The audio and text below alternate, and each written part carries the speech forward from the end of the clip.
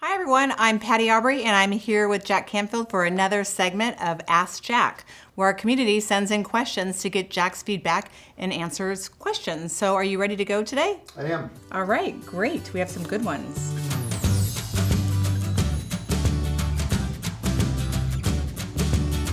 How do you deal with when you receive negative news? Where do you go when you hear something bad? Well, I think, what makes the news negative, obviously, you have to start with that. I love what Byron Katie says. There's three kinds of things in the world. Your reality, other people's reality, and then what she says, your business, other people's business, and God's business.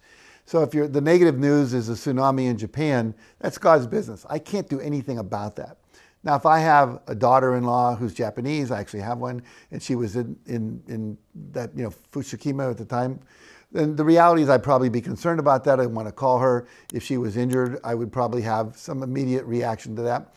But the fact is, I can't do anything about that. What I can do something about sending her money, getting her back in the States, whatever.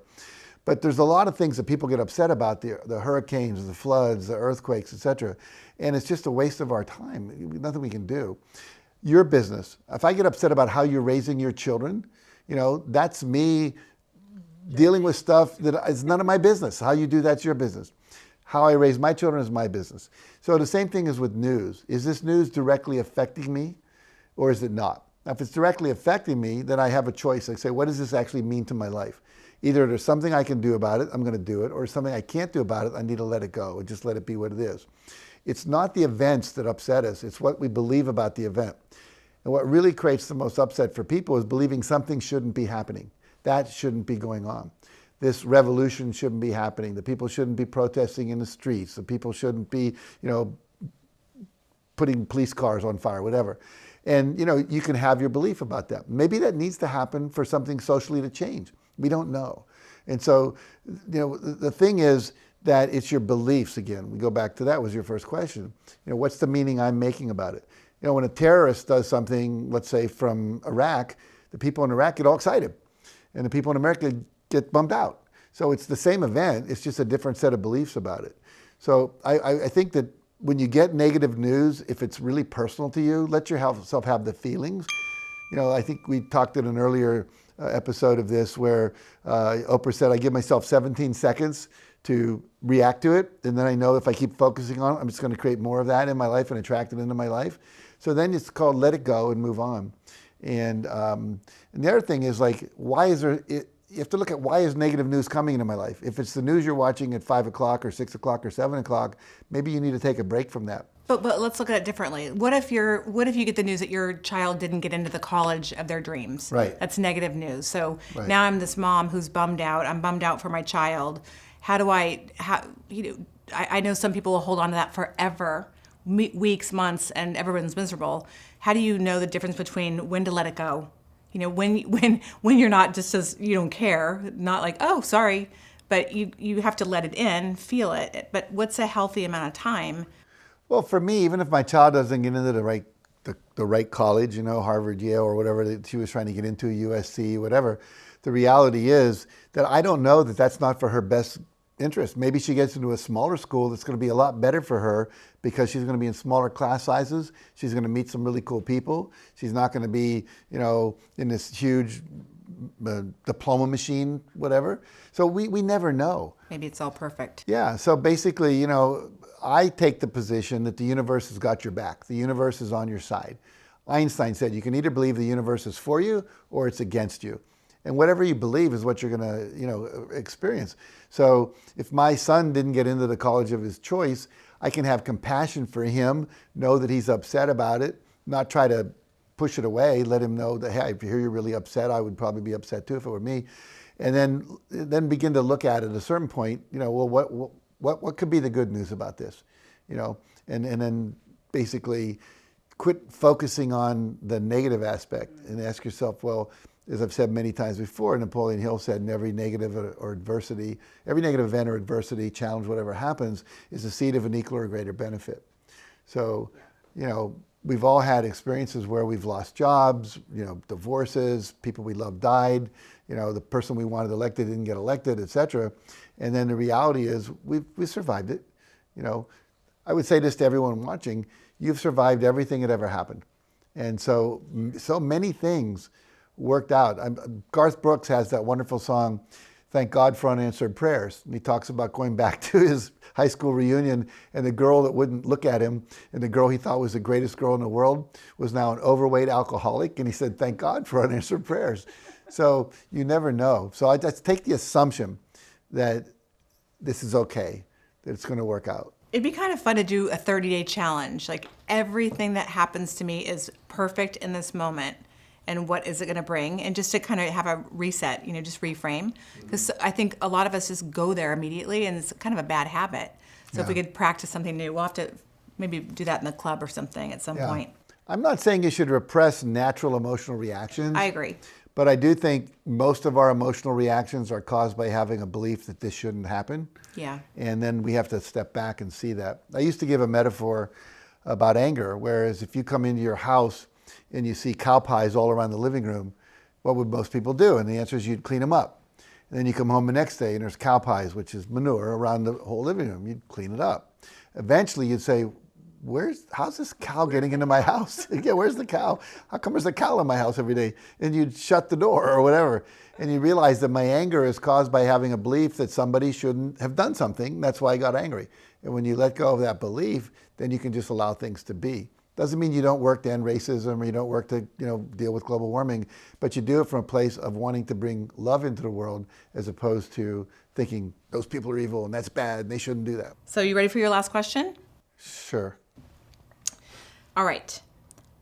I'm 50 years old and I want to start my own business. What advice do you have for me? Is that your question? No. Should I? I'm older than 50, but I'll take 50. I'm just kidding you. I'd say, look, first of all, it's never too late to start. Right. That's the first thing. I know many people that retired and actually then that's when their life started because they started the business because they just wanted to do it because they loved it. I know many people at 50 who've gotten out of the corporate world or their kids are out of the house and they've just started, they're finally giving themselves permission to what they want to do. So the first thing I would say is, number one, give yourself permission to do it. Number two, find some people who know about business. I was just interviewing some people earlier today who literally they started out, they became a therapist or they became a trainer or they started out being an accountant or whatever, and they realized they knew their craft, their profession, but they didn't know how to run a business. And so there are many people who are skilled at running businesses. There's an organization called SCORE, which is a society of retired executives who want to help people with their businesses. There's the Small Business Administration that has all kinds of resources. There's local community colleges where you can take business courses. There's MBAs and so forth. So I would say find a mentor, find somebody who's already done what you want to do, ask them to mentor you, create a business plan, read a book about a business plan. There's, all the information's out there. I mean, there's probably videos on YouTube, how to write a business plan. So do the doingness of that and realize that and I recommend this book too, read The E-Myth. That book, Michael Gerber's book, is such a valuable thing because most people don't really start a business. They give themselves a new job and they're just working harder than ever to get their thing working, but they haven't really created a business. And so when you understand a business and you know what you want to do and you learn how to do it, you look at someone like Sarah Blakely who started Spanx. She didn't know how to run a business, but she learned and now she's a billionaire. That's interesting because lots of times I'll ask people, why do you want to start that business? And they might want to start their own yoga studio. And I say, okay, do you want to run the studio or do you want to teach yoga? And so sometimes the answer is find a partner that wants to run the business while you live your passion and your purpose, but still work for yourself. Well, that's what I did. That's how I found you. I know, lucky you. You were the first employee I hired. And then we have Russ, our CEO. And so I get freed up to do what I do, to write, to learn, to teach, to coach, etc. And so that's really good. I don't think anyone knows enough to fulfill every function in a business. According to some books on business, there are 7 functions in every business. You got marketing and sales and administration and development and all that kind of stuff. And most people are not an expert in all. And so if you can partner up with people and either share a percentage of the profits or find some interns coming out of college that you can work with. A lot of unemployed people today who will take a piece of the action, that want to dream on something to do that makes a difference. And then I think that's the smartest thing that got said about this question so far. Well, I think the other thing too is have the ability to enroll other people in your vision. That's where you're really good. And so it's really clear and it feels safe to jump in. Yes. And I think a lot of people that are entrepreneurial or want to be, especially women, they get really scattered. And so without being able to articulate what it is you want to do and enroll people, it can be very frustrating. Yeah. So I think that's a big thing too. Let me just say one last thing about this, then we'll call it a wrap. But the idea, there's a principle in my book called Just Lean Into It. And I was just talking with a woman the other day who was a coach to a person who wanted to start a restaurant. And he said, why would you start a restaurant now? You know, in the middle of all these restaurants closing and, you know, it's really hard.